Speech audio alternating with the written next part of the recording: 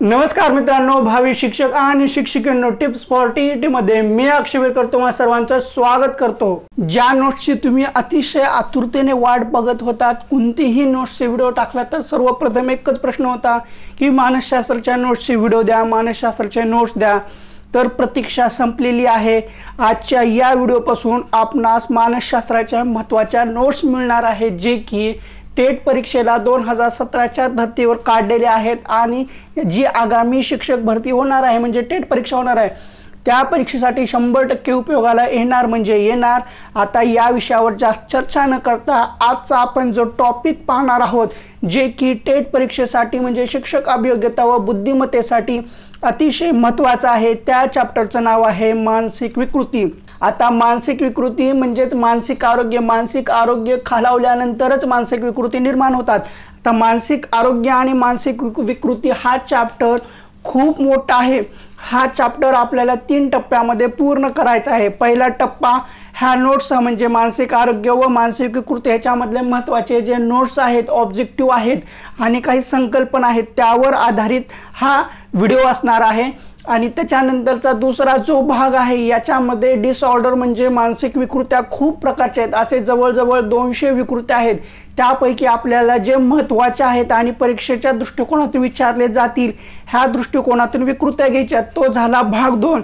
आणि भाग 3 मध्ये भयगंड म्हणजे दुर्वृत्ती किंवा फोबिया, ज्याला की इंग्लिशमध्ये फोबिया म्हणतात, फोबिया सुद्धा खूप प्रकारचे आहेत आणि याच्यावर आधारित हा तिसरा भाग असणार आहे। म्हणजे मानसिक विकृती, मानसिक आरोग्य याच्यामध्ये नोट्सच्या स्वरूपातील पहिला भाग, डिसऑर्डरच्या स्वरूपातली एक सिरीज वेगळी आणि फोबियाच्या स्वरूपातली एक सिरीज वेगळी, अशा 3 टप्प्यामध्ये हा एक चॅप्टर पूर्ण होईल। आणि ह्या चॅप्टरवर जवळजवळ 4 ते 5 मार्क प्रश्न विचारले गेलेले आहेत। त्यामुळे आता आपण एकदम सविस्तर आणि परीक्षेच्या दृष्टिकोनातून काढलेल्या नोट्स पाहू। चॅप्टरचं नाव आहे मानसिक विकृती, म्हणजेच मानसिक आरोग्य खालावल्यानंतरच मानसिक विकृती निर्माण होतात। आता ह्याच्यातले ऑब्जेक्टिव्ह पाहू। प्रत्येक विकृती ही जैविक, सामाजिक आणि मानसिक अशा 3 कारणांमुळे निर्माण होते।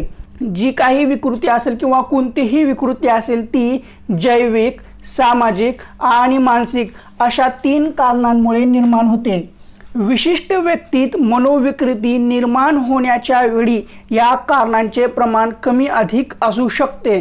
आता जैविक कारण काय आहे ते पाहू। जैविक कारणे हे गर्भधारणेच्या वेळी संक्रमित होतात आणि आपण त्यांच्यात विशेष बदल करू शकत नाहीत। म्हणजे जे काही मानसिक विकृती आहे, आता याच्यामधले जे जैविक कारण आहे ते गर्भधारणेच्या वेळीच निश्चित होते आणि आता ह्याच्यामध्ये आपण विशेष बदल करू शकत नाहीये, कारण ते जैविक कारण आहे, त्याच्यामध्ये काहीच बदल करता येत नाही। मनोरुग्ण स्त्रीला मूल झाल्यास हे मूल पुढील आयुष्यात मनोरुग्ण होण्याची अधिक शक्यता असते। म्हणजे अनुवंश हे ते कारणीभूत ठरतो, म्हणजे जैविक कारण झालं। या कारणांना पूर्वयोगिक कारणे म्हणजे प्री डिस्पोजिंग कॉजेस असे म्हणतात। आता सामाजिक मानसिक कारणे पाहू। अपयश, निराशा, वैफल्य, निरनिराळ्या प्रकारची चिंता यामुळे देखील मानसिक आजार होऊ शकतात। आता मानसिक आजार कशामुळे होऊ शकतात, तर अपयश, निराशा, वैफल्य, निरनिराळ्या प्रकारची चिंता। आता चिंता हा सुद्धा एक डिसऑर्डर आहे, याच्यामध्ये वेगवेगळ्या प्रकारची चिंता आहे। आता ते आपण मानसिक विकृत्या पाहणार आहोत, त्याचे सेपरेट व्हिडिओ पाहणार आहोत, त्याच्यामध्ये तुम्हाला एकदम सविस्तर कळून जाईल। अपयश, निराशा, वैफल्य, निरनिराळ्या प्रकारची चिंता यामुळे देखील मानसिक आजार होऊ शकतात। या कारणांना निमित्त कारणे असे म्हणतात। सामाजिक मानसिक कारणांवर आपण काही प्रमाणात नियंत्रण ठेवू शकतो। विधान महत्त्वाचं आहे, जे काही जैविक कारण आहेत त्याच्यावर आपण नियंत्रण ठेवू शकत नाही, पण जे काही सामाजिक आणि मानसिक कारणे आहेत त्यावर आपण नियंत्रण ठेवू शकतो। आता ह्याच्यामध्ये हा चॅप्टरमध्ये इंग्लिश मधले नावं खूप महत्त्वाचे आहेत। मराठी नाव आणि त्याला अल्टरनेट इंग्लिश नावावर परीक्षेमध्ये जास्त प्रश्न विचारले गेलेले आहेत। व्यक्तीच्या शरीराचे सामान्य तापमान 97° जवळपास असते। त्यात थोडे जरी बदल झाले तर ते शारीरिक आजाराचे लक्षण समजले जाते। मानवाच्या हृदयाची प्रति मिनिट निर्माण होणारी स्पंदने ही सामान्य विस्तार कक्षेत असतात। काही संस्कृतीत ग्रहहीन होणे अपसामान्य तर काही संस्कृतीत पूर्णपणे सामान्य समजले जाते। आता सामान्य आणि अपसामान्य म्हणजे नॉर्मल आणि ॲबनॉर्मल। आता सामान्य लक्षण जे आहे ते एकदम व्यवस्थित समजलं जातं आणि अपसामान्य लक्षण म्हणजे माणूस व्यवस्थित आहे पण अचानक त्याच्या शरीरामध्ये बदल होणे किंवा तो विचित्र वागायला लागणे म्हणजे ते अबनॉर्मल झालं, म्हणजे ते अपसामान्य झालं। पण आता काही संस्कृतीमध्ये ग्रहहीन, आता कसं आहे आपल्या इथं जर ग्रहहीन कोण असेल किंवा रस्त्यावर वगैरे फिरत असतील, बाहेरच उदरनिर्वाह करत असतील तर त्याला आपण अबनॉर्मल समजतो, अपसामान्य समजतो। पण अशा काही संस्कृती आहेत त्या संस्कृतीमध्ये ग्रहहीन राहणे म्हणजे घर सोडून राहणे, रस्त्यावर राहणे, इतरत्र राहणे ते आहे ना ते अपसामान्य समजले जात नाही। म्हणजे काही संस्कृतीत ग्रहहीन होणे अपसामान्य तर काही संस्कृतीत पूर्णपणे सामान्य समजले जाते। आता सामान्य आणि अपसामान्याच्या बद्दल वेगवेगळ्या मानसशास्त्र तज्ञांचे वेगवेगळी मतं आहेत। आता सामान्य म्हणजे नॉर्मल बिहेवियर याच्याबद्दल कार्ल मेनिंजर यांचं काय मत आहे ते पाहू। कार्ल मेनिंजर या संशोधकाच्या मते आपल्याशी संबंधित व्यक्ती व सभोवतालचे जग यांच्याशी आनंदाने व सक्षमपणे समायोजन साधणाऱ्या व्यक्तीचे मानसिक स्वास्थ्य अधिक चांगले असते। असे मानसिक स्वास्थ्य असणाऱ्या व्यक्ती सामान्य व्यक्ती असतात। आता जहोदा यांनी काय म्हटलेलं आहे ते पाहू। या संशोधकाने मानसिक स्वास्थ्य दाखविणारे व्यक्तिमत्व गुण स्पष्ट केले आहेत। स्वतःकडे व सभोवतालच्या जगाकडे पाहण्याचा वास्तववादी दृष्टिकोन, इतरांकडून स्वीकृती, यथोचित स्वची ओळख, समस्या सोडविण्यासाठी आवश्यक त्या सक्षमतेचा विकास इत्यादी गुण असणाऱ्या व्यक्ती सामान्य व्यक्ती समजल्या जातात किंवा सामान्य व्यक्ती होत। आता याच्यावर आधारित परीक्षेमध्ये प्रश्न विचारला गेला होता काय तर स्वतःकडे व सभोवतालच्या जगाकडे पाहण्याचा वास्तववादी दृष्टिकोन म्हणजे काय तर सामान्य वर्तन की असामान्य वर्तन। तर हे सामान्य वर्तन आहे आणि हे स्टेटमेंट जहोदा या मानसशास्त्र तज्ञाचं आहे। आता जे सामान्य लक्षण असलेले म्हणजे नॉर्मल व्यक्तिमत्व असलेले व्यक्ती आहेत त्यांचे व्यक्तिमत्व किंवा त्यांचे लक्षण कसं असतं जे की जहोदा यांनी सांगितलेलं आहे, जहोदा या मानसशास्त्रज्ञांनी। तर स्वतःला अत्यंत सुदैवी समजणे म्हणजे नशीबवान समजणे, आत्यंतिक ताणतणावाने खचून न जाणे, त्यापासून मुक्त असणे, समाजमान्य वर्तनाचा स्वीकार करणे, वरील गुणवैशिष्ट्ये हे सामान्य व्यक्तीमध्ये आढळतात। आता जे काही सामान्य व्यक्तिमत्व आहे किंवा आपले जे सामान्य व्यक्ती आहेत त्यांच्यामध्ये वरील गुणवैशिष्ट्ये आढळतात। कुठले? स्वतःला अत्यंत नशीबवान किंवा सुदैवी समजणे, आत्यंतिक ताणतणावातून खचून न जाणे, त्यापासून मुक्त असणे, समाजमान्य वर्तनाचा स्वीकार करणे। आता आपण अपसामान्य वर्तन म्हणजे अबनॉर्मल बिहेवियर काय आहे ते पाहू। सामान्य वर्तनाच्या एकदम विरोधी वर्तन म्हणजे अपसामान्य वर्तन होय। आता अपसामान्य वर्तनावर उलमन व क्रॅसनर यांनी काय म्हटलेलं आहे ते पाहू। या दोन समाजशास्त्रज्ञांनी अपसामान्य वर्तनाचे सामाजिक दृष्टिकोनातून स्पष्टीकरण दिले आहे। उलमन व क्रॅसनर यांनी या दोन समाजशास्त्रज्ञांनी अपसामान्य वर्तनाचे सामाजिक दृष्टिकोनातून स्पष्टीकरण दिले आहे। काय दिलेले आहे? सामान्य अपेक्षांचे उल्लंघन म्हणजे अपसामान्य किंवा विकृत वर्तन होय। आता हे विधान टेटला विचारलं गेलं होतं। काय प्रश्न होता तर सामान्य अपेक्षांचे उल्लंघन म्हणजे काय तर सामान्य अपेक्षांचे उल्लंघन म्हणजे अपसामान्य किंवा विकृत वर्तन होय। आणि आता हे कोणाचं स्टेटमेंट आहे तर उलमन व क्रॅसनर यांचं आहे। विधानं खूप महत्त्वाची आहेत, एक ना एक ओळ महत्त्वाची आहे, त्यामुळे लक्षपूर्वक वाचा आणि हे काय पाठ करण्याची गरज नाहीये, पण जे जे विधानं महत्त्वाची आहेत एक ना एक ओळ महत्त्वाची आहेत फक्त लक्षात ठेवायची गरज आहे। व्यक्तीचे स्वतःचे स्वास्थ्य व समूहाचे स्वास्थ्य यात व्यत्यय किंवा अडथळे आणणारे वर्तन म्हणजे अपसामान्य वर्तन होय। नवीन परिस्थितीत तत्काळ एकरूप न होता येणे म्हणजे अपसामान्य वर्तन होय। नवीन परिस्थितीत तत्काळ एकरूप न होता येणे म्हणजे अपसामान्य वर्तन होय। आता अपसामान्य वर्तनासाठी वेगवेगळे शब्दप्रयोग वापरले जातात।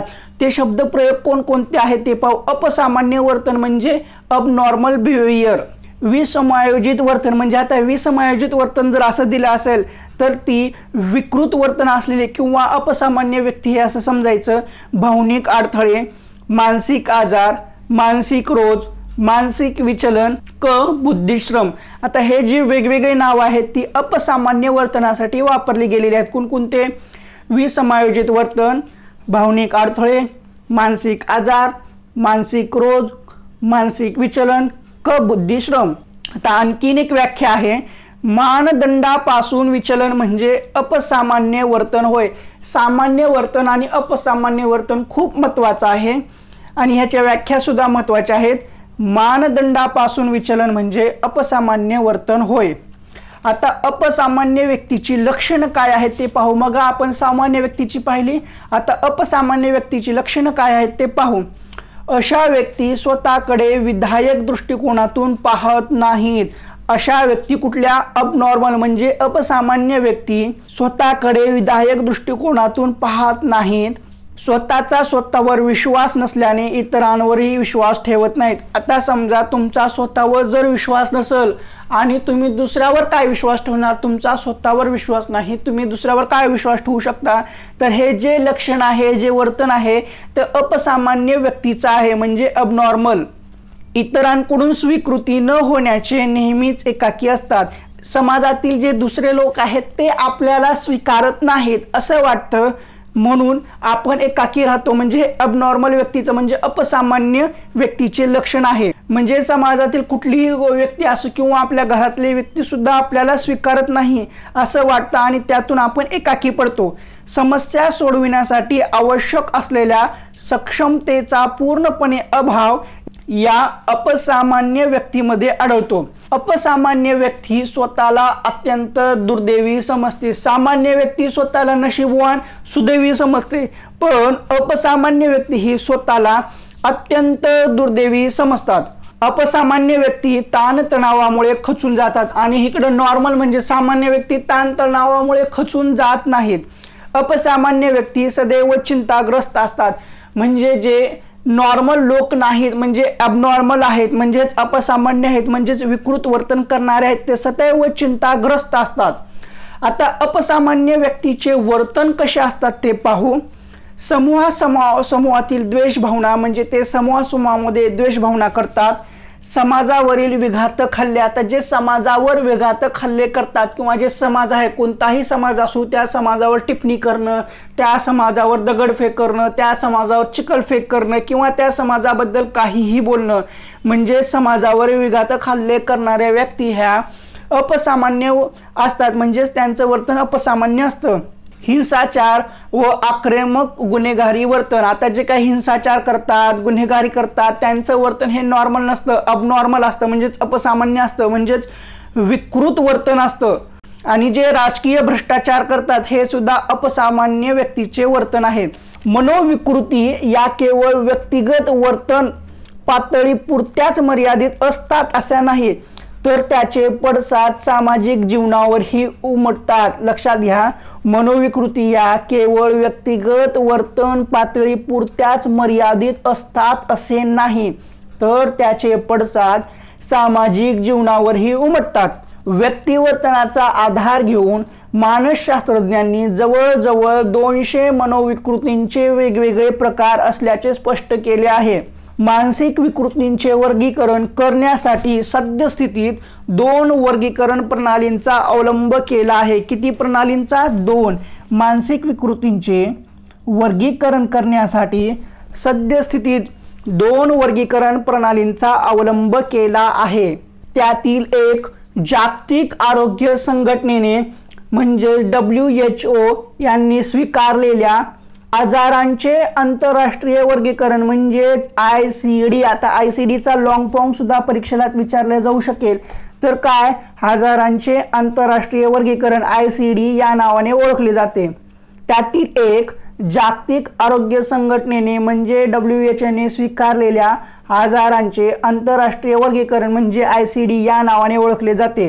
या प्रणालीत शारीरिक व मानसिक अशा दोन्ही विकृतींचा समावेश केलेला असून तो संपूर्ण जगभर वापरली जाते. ती या प्रणालीत कुठल्या? ICD, WHOने मान्यता दिलेली ICD या नावाने ओळखली जाते आणि त्या प्रणालीत शारीरिक व मानसिक अशा दोन्ही विकृतींचा समावेश केलेला असून ती संपूर्ण जगभर वापरली जाते.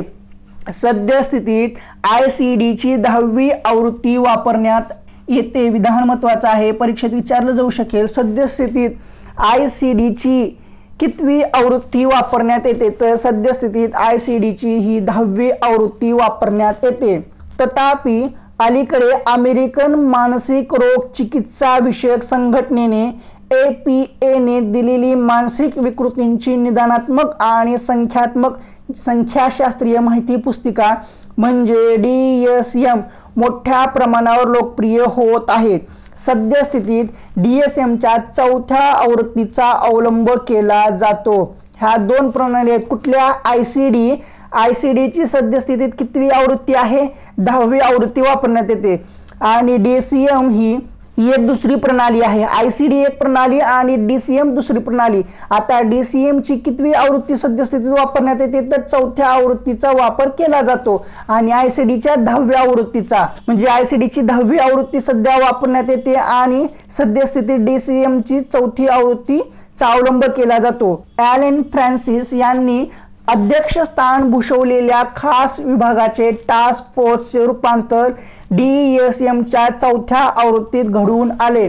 परीक्षेमध्ये सहज प्रश्न विचारला जाऊ शकेल की DSMच्या 4थ्या आवृत्तीत रूपांतर कसे घडून आले? तर ॲलन फ्रान्सिस यांनी अध्यक्षस्थान भूषवलेल्या खास विभागाचे टास्क फोर्सचे रूपांतर DSMच्या 4थ्या आवृत्तीत घडून आले. DSM वर्गीकरण प्रणालीत विकृतींचे वर्गीकरण लक्षणांच्या आधारे केले जाते. उदाहरणार्थ विचारांचे, भावनांचे आणि वर्तन प्रकारांचे आकृतीबंध.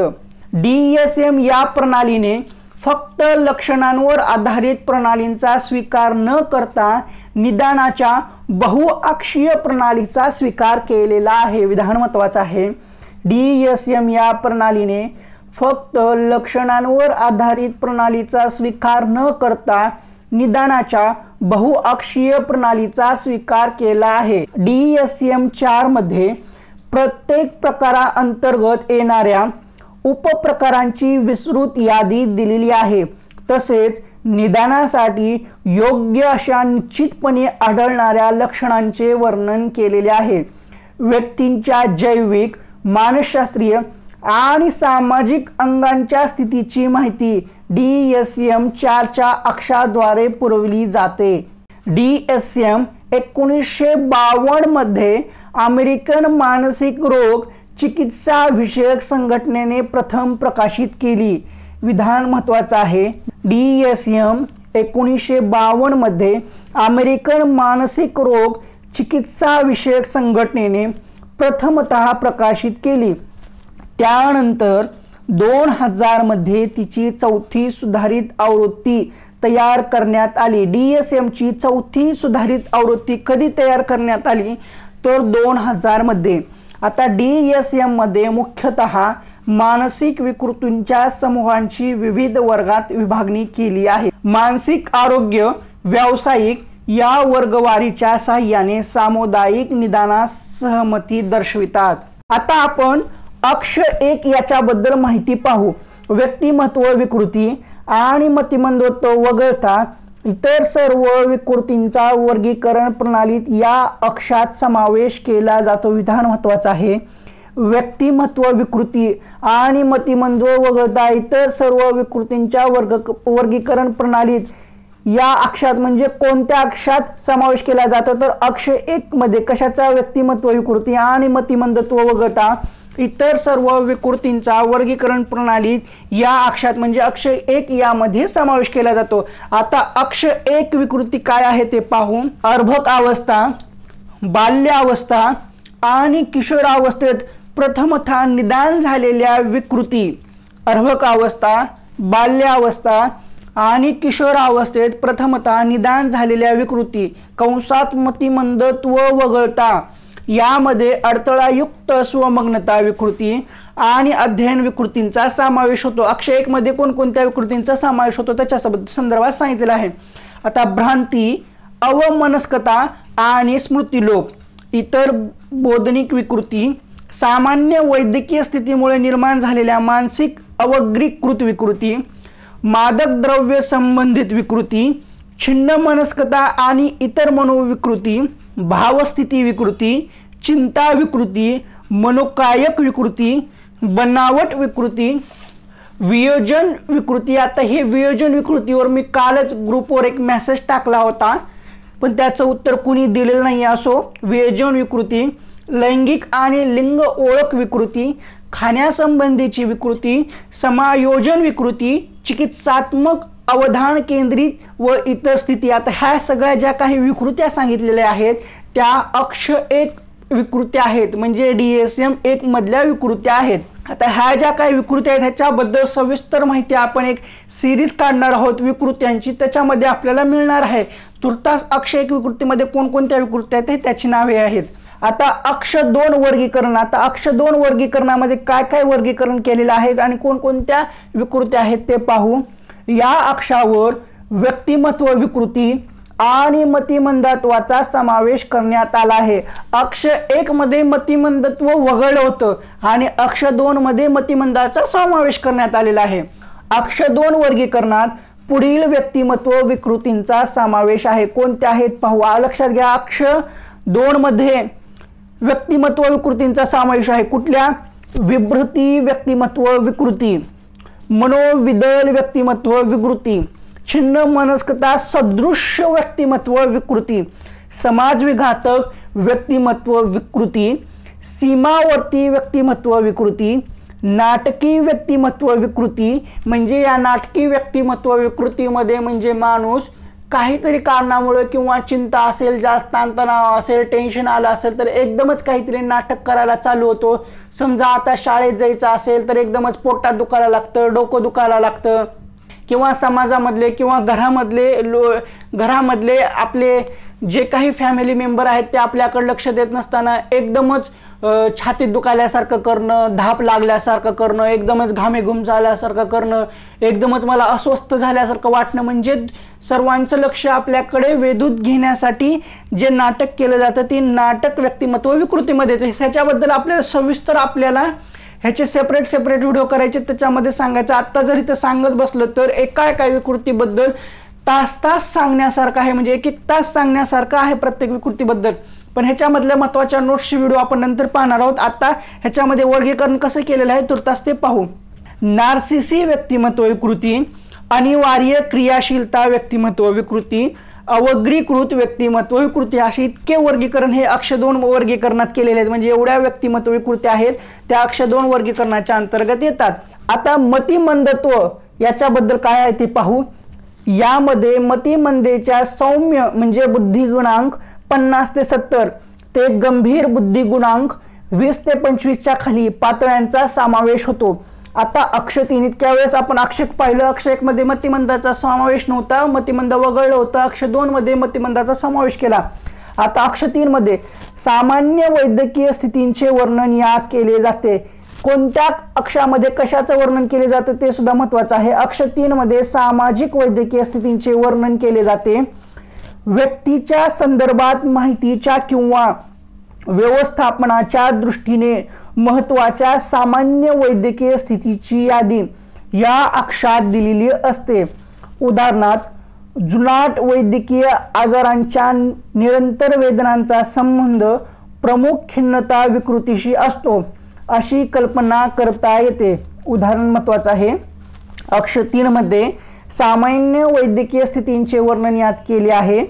व्यक्तीच्या संदर्भात माहितीच्या किंवा व्यवस्थापनाच्या दृष्टीने महत्त्वाच्या सामान्य वैद्यकीय स्थितींची यादी या अक्षात दिलेली असते। उदाहरणार्थ काही जुनाट वैद्यकीय आजारांच्या निरंतर वेदनांचा संबंध प्रमुख खिन्नता विकृतीशी असतो अशा कल्पना करता येतात। आता आपण अक्ष 4 बद्दल पाहू। सद्य विकृतींच्या बाबतीत विशेषतः उपस्थितीत असलेल्या मनोसामाजिक आणि पर्यावरणीय समस्यांचे वर्णन केले आहे। सद्य विकृतींच्या बाबतीत विशेषतः उपस्थितीत असलेल्या मनोसामाजिक आणि पर्यावरणीय समस्यांचे वर्णन केले आहे। काही वर्षापासून निर्माण झालेल्या ताणकांचा संबंध या समूहाशी असतो। विधान महत्त्वाचं आहे, परीक्षेत कदाचित विचारली जाण्याची शक्यता आहे। काही वर्षापासून निर्माण झालेल्या ताणकांचा संबंध कोणत्या समूहाशी असतो? तिथे दिलं जाईल अक्ष 1, अक्ष 2, अक्ष 3, अक्ष 4. तर अक्ष 4 संबंधात आहे. काही वर्षापासून निर्माण झालेल्या ताणकांचा संबंध अक्ष 4 या समूहाशी असतो. आता आपण अक्ष 5 बद्दल माहिती पाहू. व्यक्तीच्या मानसिक, सामाजिक आणि व्यावसायिक कार्याचे वैश्विक मूल्यांकन या अक्षात केले जाते. व्यक्तीच्या मानसिक, सामाजिक आणि व्यावसायिक कार्यांचे वैश्विक मूल्यांकन या अक्षात केले जाते. परीक्षेत विचारलं जाईल व्यक्तीच्या मानसिक, सामाजिक आणि व्यावसायिक कार्यांचे वैश्विक मूल्यांकन कोणत्या अक्षात केले जाते? तर अक्ष 5 मध्ये केले जाते. सद्यस्थितीत व्यक्ती किती चांगल्या प्रकारे साधक वर्तन दर्शविते हे अक्षात दर्शविते. कोणत्या अक्षात सद्यस्थितीत व्यक्ती किती चांगल्या प्रकारे साधक वर्तन दर्शविते हे दर्शविले जाते? तर अक्ष 5 मध्ये. व्यक्तीच्या मानसिक, सामाजिक आणि व्यावसायिक कार्याचे वैश्विक मूल्यांकन अक्ष 5 मध्ये केले जाते. सद्यस्थितीत व्यक्ती किती चांगल्या प्रकारे साधक वर्तन दर्शविते हे अक्ष 5 मध्ये दर्शविले जाते. चिकित्सक व्यक्तीच्या कार्याचे जागतिक मूल्यांकन GAF पदनिश्चयन श्रेणीवर 0 ते 100 गुणांपर्यंत करतात. विधान महत्वाचं आहे. चिकित्सक व्यक्तीच्या कार्याचे जागतिक मूल्यांकन GAF पदनिश्चयन श्रेणीवर 0 ते 100 गुणांपर्यंत करतात. या श्रेणीवरील निम्न पदनिश्चयन स्वतःस व इतरांस होणारे धोके, तर उपपदनिश्चयन चांगले किंवा उच्च कार्य दर्शविते. आता मॅरिलिन मॅग्रो अवसाद विकृतीने ग्रासलेली होती. मॅरिलिन मॅग्रो अवसाद विकृतीने ग्रासलेली होती. आता ही ॲक्ट्रेस आहे. मॅरिलिन मॅग्रो ही अवसाद विकृतीने ग्रासलेली होती. तर मानसिक आरोग्यामधला, मानसिक विकृतीमधला चॅप्टर आहे. त्याच्यामध्ये आतापर्यंत आपण काय काय पाहिलं की प्रत्येक विकृती ही जैविक, सामाजिक आणि मानसिक अशा 3 कारणांमुळे होते.